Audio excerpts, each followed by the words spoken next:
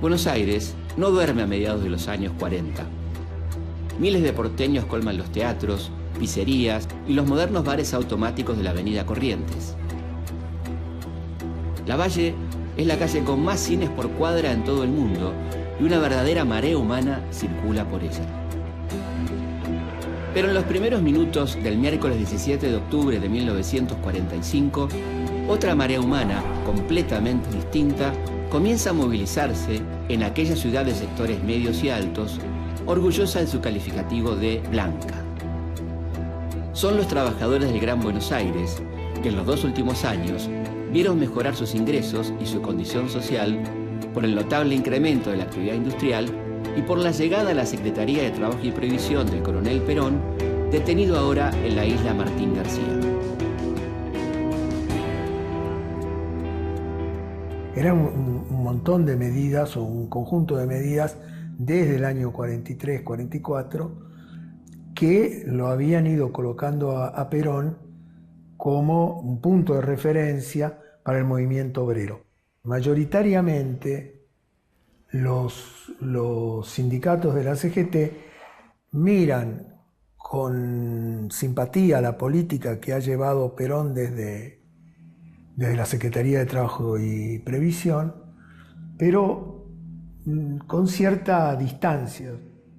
Perón hace una política y esa política tiene una retraducción directa en la lucha de tendencias en el interior del movimiento obrero. Cuando uno mira las fuerzas sindicalizadas entre 1944 y 1947, uno ve que el número de afiliados es básicamente el mismo, pero se triplica el número de sindicatos.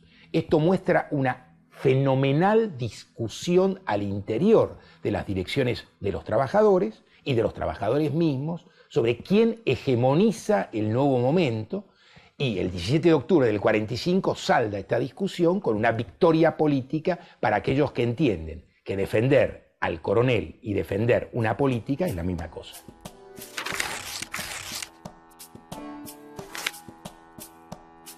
El miércoles 17 de octubre, a las 3 de la mañana, Juan Domingo Perón espera en la isla Martín García una lancha para su traslado. El coronel del pueblo había logrado inéditas mejoras en las condiciones legales y sociales de los trabajadores, como la conformación de tribunales laborales, las vacaciones pagas, el aguinaldo y la licencia por maternidad. Estos avances inquietan profundamente a los sectores de poder, que impulsan un golpe interno en su contra para desplazarlo de sus 3 cargos: vicepresidente, secretario de Trabajo y Previsión y ministro de Guerra, y detenerlo bajo la órbita del ejército. Los jefes visibles de esta conspiración cívico-militar son el general de brigada Eduardo Jorge Ábalos y el jefe del Estado Mayor de la Armada, almirante Héctor Bernengo Lima.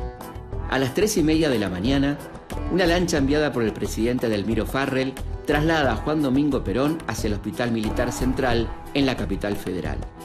Con las primeras luces del día, el coronel del pueblo llega a su destino.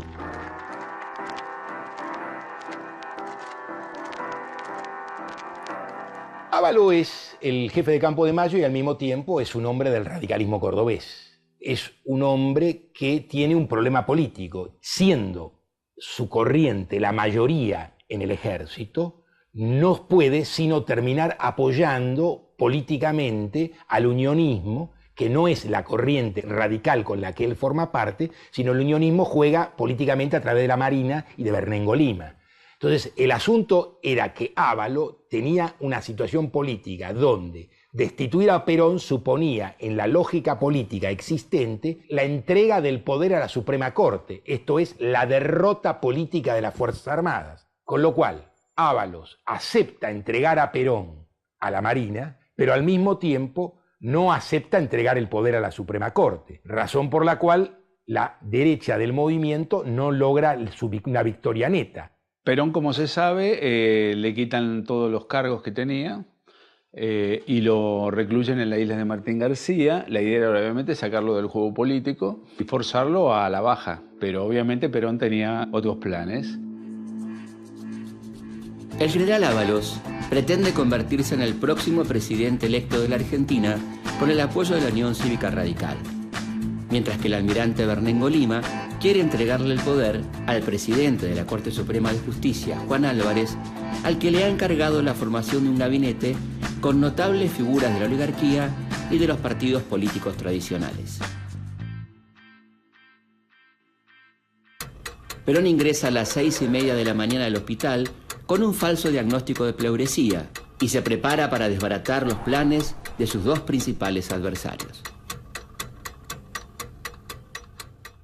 Aprovechan con su médico de confianza y demás, presenta unas radiografías antiguas donde él tenía un problema de pleura, las hacen aparecer como actuales, como sacadas en el momento, y obviamente al presentarse ante una junta de médicos calificados se le otorga la posibilidad de sacarlo de la isla de Martín García y llevarlo al Hospital Militar Central, que era obviamente lo que él quería para estar nuevamente en el centro de los acontecimientos.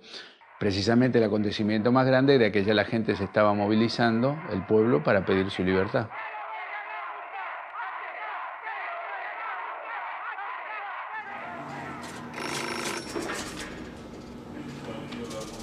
A las 7 de la mañana comienzan a difundirse las primeras noticias sobre la internación del coronel Perón en el hospital militar. Las comisarías de la capital federal emiten partes de sorpresivas movilizaciones de trabajadores que se adelantan al paro nacional convocado por la Confederación General del Trabajo para el 18 de octubre.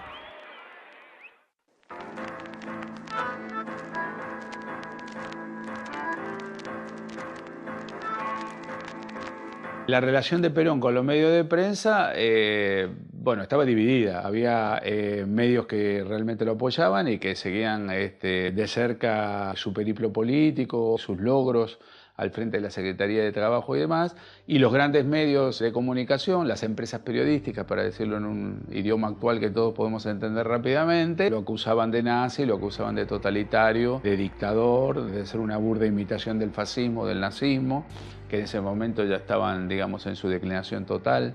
Y bueno, y esos sectores o medios gráficos que realmente lo atacaban van a ser los que van de alguna manera a sustentar o formar ideológicamente desde sus páginas lo que después se va a conocer como la Unión Democrática, ¿no es cierto?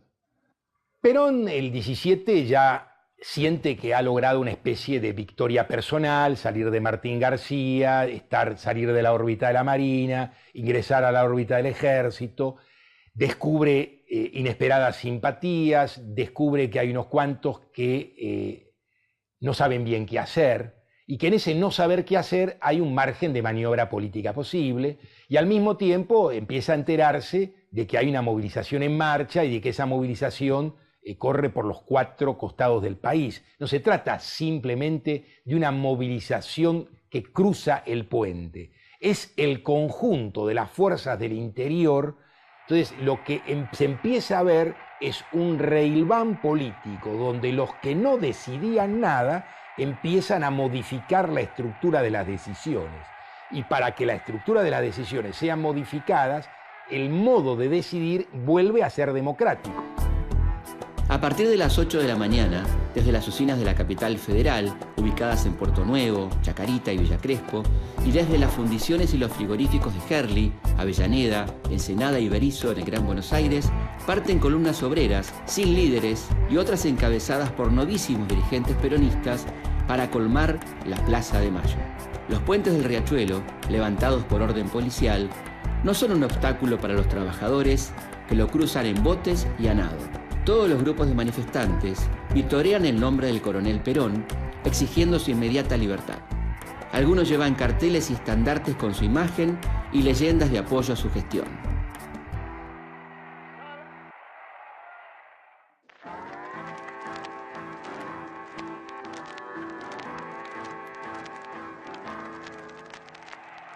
Uno ve cómo desde el tranvía hasta los camioncitos, desde caminar hasta subirse a cualquier sistema de transporte, es válido. Suponía un enfrentamiento inédito, un enfrentamiento general entre una movilización popular significativa y las Fuerzas Armadas.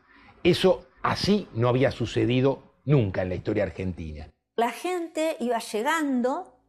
Bueno, acá hay toda una cuestión de si lo organizado o no que estuvo esto, pero bueno, los diarios que dicen, la gente va llegando desde Avellaneda, desde Lanús, de Herli, un intento de levantar los puentes, después incluso una acusación de alguno de los diarios al día siguiente de que la policía no evitó los disturbios. Y la gente se va acercando a la Plaza de Mayo. A las 11:30 de la mañana, a medida que los obreros se van acercando al centro, crece el espanto de los vecinos de la elegante y blanca Buenos Aires frente al inédito espectáculo de esos seres de rostro moreno, cabelleras renegridas y vestimenta humilde.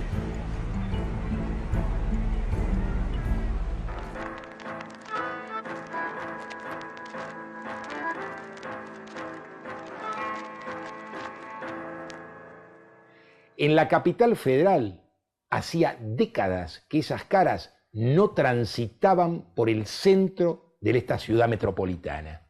Es más, hay un famoso testimonio de Mariano Grondona, que vivía en Arenales y Callao, y que desde el primer piso de su casa ve pasar a las hordas mirándolas. Dice: yo nunca había visto esas caras. Eso es exactamente lo que pasa. La capital no había visto esas caras y esas caras cambiaron el retrato de la política argentina. Hay un aspecto que es social, que era lo que estaba de alguna manera, o lo que estaba encarnando la adhesión a Perón. Yo no sé si ya se puede hablar de peronismo, pero sí Perón como la figura, que era eso de que los postergados, los oprimidos, los que eran nadie, los humillados, se sentían fuertes. Y eso generaba una violencia tremenda en los otros, realmente un odio de clase. ¿Vos sabés que había una extraña ordenanza municipal, que es una ordenanza de racismo encubierto, por la cual por las calles de la capital no se podía caminar sin chaqueta, sin saco? Y el saco, en 1940 y pico, era un elemento de clase. En consecuencia, así como los sans-culottes son la referencia francesa a lo plebeyo, los descamisados son la referencia plebeya a las patas en la fuente y a la iconografía mersa, grasa, que los educados porteños tuvieron que tolerar amargamente una larga década. Y ahí hay otro dato que me parece interesante de tener en cuenta, que es que el movimiento obrero también está fracturado. Si uno mira masas movilizadas, mayoritariamente apoyan a Perón. Pero también tenéis movilización en contra. Y entonces ahí se da este hecho de que cada parte del movimiento obrero, peronista y antiperonista, va a apelar a sus Fuerzas Armadas, a sus cuadros armados, a los que tienen las armas de su lado. A las 12 del mediodía, la temperatura es de 25 grados, pero en la Plaza de Mayo, el calor de la concentración aumenta minuto a minuto a medida que se van sumando obreros con overoles, oficinistas con trajes y sombreros y mujeres con camisolas largas con niños en alpargatas. La relación de Eva Perón con el 17, o Eva Duarte entonces, ¿no? Eva Perón con el 17 de octubre aparece de algún modo mitificado. La presencia de Eva en 17 de octubre Si la hubo, fue muy menor, porque lo que parecía era como la compañera del coronel preso, no como alguien que tenía una prédica política por entonces. Evita no tiene un papel particular el 17 de octubre del 45 y no lo tiene porque Evita en octubre del 45 es la pareja del coronel Perón, no una figura de la política argentina. Cuando Evita se entrevista con dirigentes de ese momento planteando el problema del pedido de habeas corpus, ellos le contestan como se le contesta a la mujer de un dirigente cuando la mujer no es ella misma una militante, sino una mujer preocupada por el destino de su hombre, lo cual es absolutamente legítimo. A las 12:30 del mediodía, en el piso 11 del Hospital Militar, almuerzan el coronel Perón y su principal operador político y sindical, el teniente coronel Domingo Mercante. Perón está atento al desarrollo de los acontecimientos. Sabe que la marea popular tiende a trasladarse a Plaza de Mayo al difundirse rumores sobre su posible presencia en la Casa de Gobierno.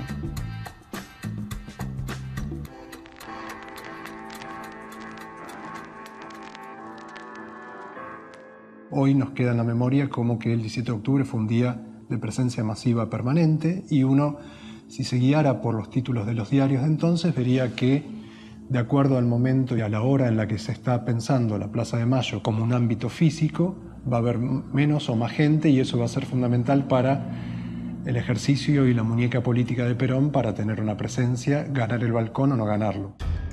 A las 16 horas, cuando el calor invita a algunos concurrentes a refrescar sus pies en las fuentes de la plaza, el teniente coronel Mercante sale al balcón de la Casa Rosada para anunciarles a los trabajadores que el general Ábalos quiere que abandonen la Plaza de Mayo. La sola mención del militar conspirador logra su propósito, que la plaza entera abuchee al hombre que ordenó detener a Perón. Luego toma el micrófono el director del diario La Época, Eduardo Colom, quien junta coraje y le pide a la multitud que nadie se mueva hasta tanto el coronel Perón ocupe el balcón.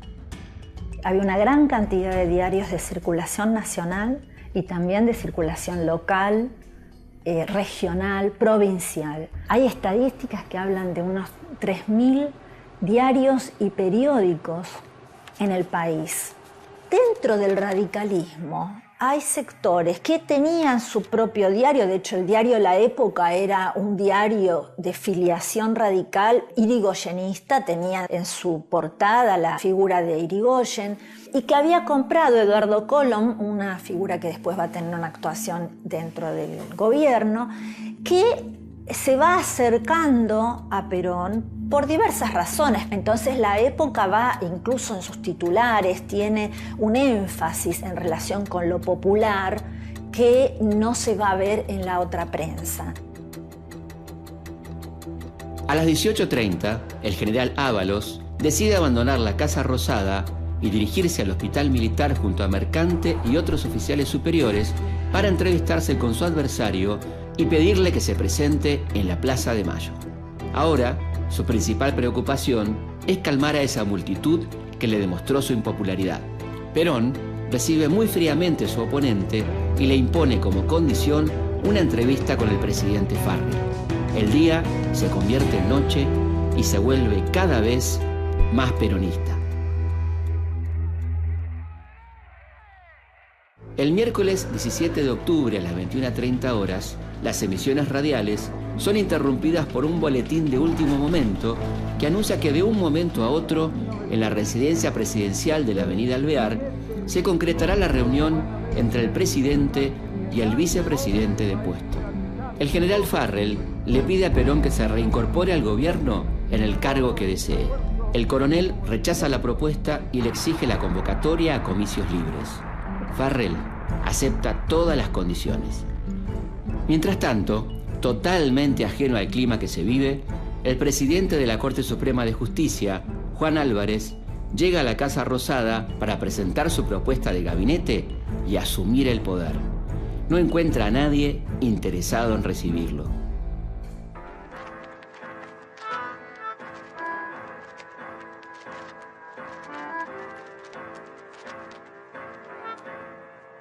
Perón le pide a Farrell que no se den las condiciones de la Marina. La Marina era la entrega del poder a la Suprema Corte, cosa a la que ni Farrell ni el ejército estaban dispuestas. En consecuencia, Perón salva a las Fuerzas Armadas y al ejército en particular de una situación peculiarmente bochornosa para ellas, que era retirarse como derrotadas antes de las elecciones. En esta situación, este movimiento que Perón hace es el que le permite a Perón empalmar a una minoría militar que lo respalda con una mayoría militar que, si bien no le es hostil, tampoco es adicta ni mucho menos, que es el propio Ábalos y Campo de Mayo, pero al mismo tiempo le da a esa mayoría que no lo respalda una salida política que no los deja en manos de la Marina. Entonces, Perón borda una respuesta política que reacomoda el lugar de las Fuerzas Armadas en el trípode del poder, al mismo tiempo que le permite a él ser la resultante de este trípode, es decir, del movimiento militar que da el golpe del 43, del surgimiento, del desarrollo de los trabajadores a partir de la política que el golpe del 43 plantea y del nuevo orden internacional que supone la Segunda Guerra Mundial. De ese trípode, Perón es la expresión concentrada y moderna. Berrengo Lima estaba en contra, incluso en contra de Perón, incluso él subleva a la Marina, y ese es un dato que por lo menos yo lo he visto poco referido, pero la flota de Río se ubica frente a la ciudad de Buenos Aires dispuesta a bombardear la Plaza de Mayo para dispersar a la multitud reunida el 17. A la noche del 17, la flota de Río se prepara para bombardear la ciudad. En una antesala o en un prólogo de lo que fueron los bombardeos de 1955. Pero allí la disposición ya estaba. Finalmente no lo hacen porque Campo de Mayo, donde estaba Ábalos y donde se esperaba el apoyo en contra de Perón, Campo de Mayo queda neutralizado.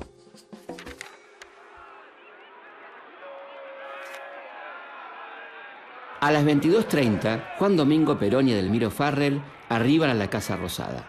La muchedumbre, que llega según cifras oficiales a unas 300.000 personas, espera impaciente en la plaza la aparición de su líder.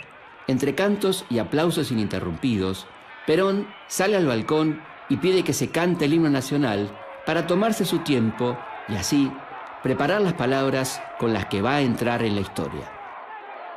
Bajo el uso de la palabra, el señor coronel Juan Perón.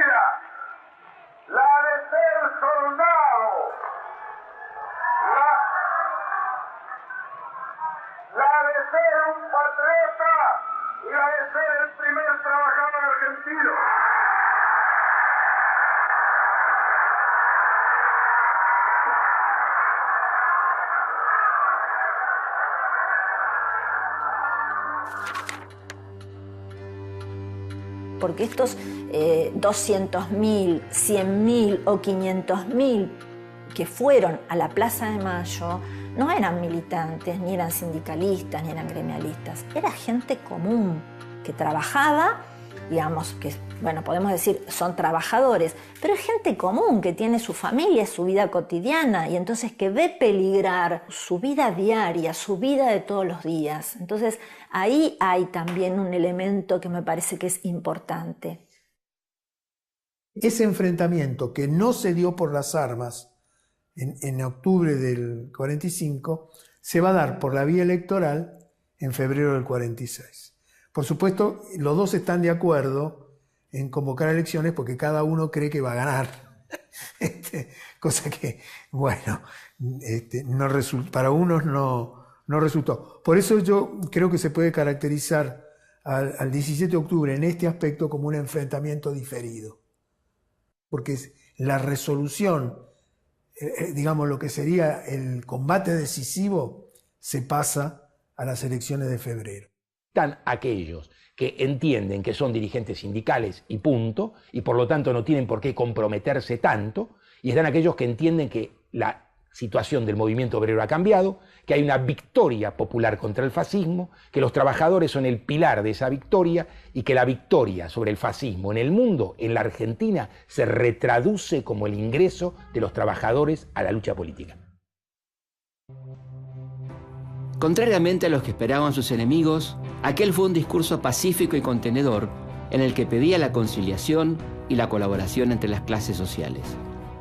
Así, llegaba a su fin aquel primer día peronista. La gente volvía a sus casas como podía, con la satisfacción de la lucha ganada y con la convicción de cumplir la huelga decretada por la Confederación General del Trabajo para la jornada del 18 de octubre que ya comenzaba. Perón fue a reunirse con Eva para celebrar y planear su casamiento. Terminaba un día y comenzaba una nueva etapa en la historia argentina.